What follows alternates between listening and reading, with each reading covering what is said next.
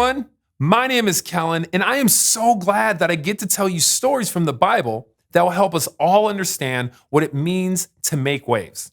Now, today's story starts in the very beginning of the Bible, in the first chapter of the book of Genesis. You know, where like God literally made waves. It's true. In the beginning, there was nothing. And then God made everything. The earth, the sky, the sun, and the moon, oceans, rivers, mountains, and trees. Oh, how can I forget my favorite thing, animals? God looked at all of his creation and saw that it was good. And it was. You only have to listen to the rush of a waterfall or feel that cool breeze hit your face or look at the stars at night to know how magnificent and amazing our creative God is. But do you know what God saved for last? His most precious creation? People. Oh, that's right. He made us in his image. Who said that? Oh, that would be me, Kellen. I'm Adam, the first man God created.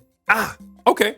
So just so everyone knows, Adam would have lived thousands of years ago, so there's no way he could be giving an interview today. But let's just see what happens.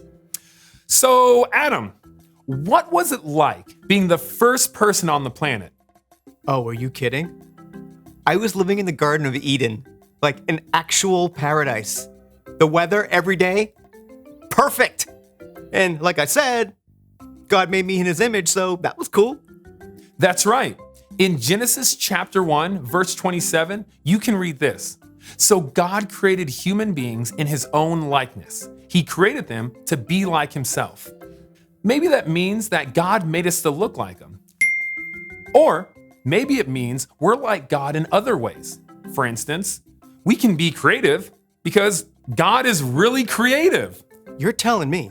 Have you seen some of these animals that God created? They are crazy.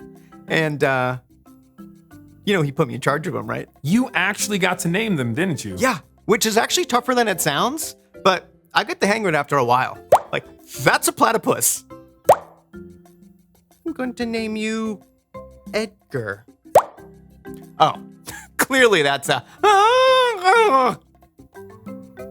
I may change some of those later. So, did you ever get lonely in the garden all by yourself? Oh, I wasn't alone for long. Like, I fell asleep this one time, and then I woke up, and hey, here she is. This is Eve. I'm the first woman. Yeah. Again, let's just see what happens. Thanks for joining us, Eve. Well, it's not good for the man to be alone. That's what God said. So that's why I'm here. Yeah. I've got your back, Adam. Oh, and I've got yours, Eve. And your rib. Yeah. Wait, what? Nothing. Oh. Nothing. All right. So, yeah, it's really good to be here. So, question for you both. How did the only two people in the whole world pass the time? What did you guys do all day? I'm sorry. Did I mention that I had to name all the animals? Do you know how many different kinds of birds there are? No, I don't. Well, there's a lot. There's a lot. We had other stuff to do. God basically put us in charge of his creation. We had to watch over all the animals in the farmland and take care of it.